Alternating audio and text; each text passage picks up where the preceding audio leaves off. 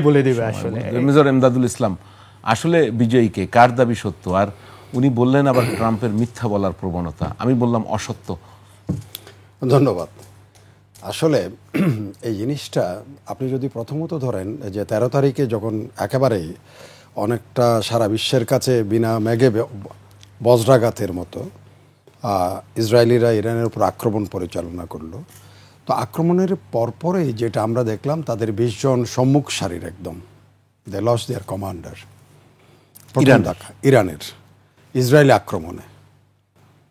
একনল advanced hygiene soap, এবার জীবাণু ধুলাবালি ঘাম ক্লিন বোল্ড। তো সে তারপরে সারা বিশ্বের কাছে এক ধরনের মনে হয়েছিল বোধহয় ইরান আর্মিটা ডিজারে হয়ে যাবে, তাদের আকাশ প্রতিরক্ষা ব্যবস্থার উপর প্রতিরক্ষা ব্যবস্থা আক্রান্ত হয়েছে। একই সাথে ট্রাম্প সেখানে বললেন যে এখন ইরানের আকাশ আমাদের দখলে, অর্থাৎ আমাদের মানে ইসরায়েল অ্যান্ড আমেরিকা, হি অ্যামালগামেটেড, জি, এভাবে বলেছেন যে পুরো আকাশ তার দখলে। কিছু অপেক্ষার পরেই যেটা ইরান প্রমাণ করলো, দে হ্যাভ রিটেলিয়েটেড, স্টার্টেড রিটেলিয়েটিং কীভাবে? তারা ব্যালিস্টিক মিসাইল ছুঁড়েছে। তো যেটা উনি বললেন যে একটা ধারণা ছিল, এক ধরনের তাদের মধ্যে অহমিকা ছিল, এবং ইট ওয়াজ স্টাবলিশড অলসো যে আয়রন ডোম এবং তার উপরে ডেভিড স্লেইং যেটা আছে, এবং তার উপরে হচ্ছে অ্যারো 1, 2, এগুলো মানে আনপেনিট্রেবল, এটাকে নিশ্চিত, অর্থাৎ আমাদের বেহুলা লক্ষিন্দরের বাসরঘরের মতো এখানে সাপ ঢুকবে না, কিন্তু এ ধরনের একটা ধারণা ছিল। এবং মিরাকুলাসলি এটা আপনি জানেন, এটা কলোরাডো থেকে এগুলি নিয়ন্ত্রিত হয়, আমেরিকান কলোরাডো থেকে। তো সেখানে দেখা গেল কি, ফার্স্ট ইয়েটা হলো, হিটটা হলো, it is proven by the Iranian missile, ballistic missile, যে ইট ক্যান বি হিটেড, এবং হিট হলো। পরবর্তীতে যখন এরা আরও কিছু তারে প্রায় ইসরায়েল যখন আরও বেশি এদের উপরে বিভিন্ন জায়গায় আক্রমণ করলো, তখন ইরান সেখানে একটা পাল্টা আপনার হুমকি দিল যে আমরা আরও প্রবলভাবে আক্রমণের জন্য আসছি। তখন কিন্তু বিশ্বের কাছে মনে হলো যে ইরান তো পরাস্ত হয়ে যাওয়ার কথা, শুরুতেই বিনা নোটিসে যে আক্রমণটা তাদের উপর পরিচালনা করা হলো। তখন দেখা গেল কি, তারা তাদের সেকেন্ড অ্যাসল্টে এবার ব্যালিস্টিক না, হাইপারসনিক মিসাইল ছোড়া শুরু করলো, যেটা শব্দের থেকে 6 গুণ স্পিড। এবং এটা গিয়ে তো আপনার যেখানে তারা টার্গেট করছে এবং অত্যন্ত একেবারে নিখুঁত নিশানায়, এটাই তখন আমেরিকাকে নাড়া দিল। কারণ American president by the time declare করে বসে আছে যে উই আর উইনিং, আমাদের পুরো আকাশ, ইরানের আকাশ আমাদের। যার জন্য উনি কানাডা থেকে G7 মিটিং থেকে তাড়াহুড়া করে অনেকটা দৌড়াদৌড়ির মধ্যে চলে আসতেন।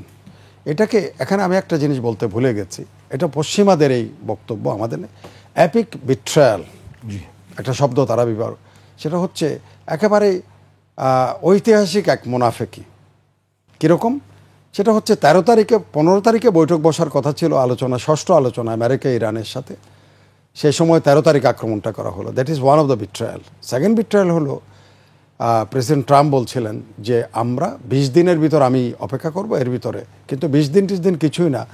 যখন দেখা গেল ইসরায়েল ওয়াজ ইন এ মানে দেশ একটা অস্বস্তিকর অবস্থায়, যেখানে সেখানে তার হিট হচ্ছে, তেল আবিবে হিট হয়েছে, ইভেন কি আমেরিকান তেল আবিবে তাদের যে কনসুলেট অফিস ছিল সেটাকে সরিয়ে নিতে হয়েছে, হাইফা আক্রান্ত হয়েছে, পোর্ট বিধ্বস্ত হয়েছে, আপনার সেখানে যে রিফাইনারি আছে সেগুলি বিধ্বস্ত হয়েছে। এবং তাদের সবথেকে মজা কি জানেন, ইসরায়েলি ফাইটার এয়ারক্রাফটগুলোকে তারা রিলোকেট করে ফেললো, গ্রিসে নিয়ে চলে গেল। This all has given an indication Israel was in a descending position.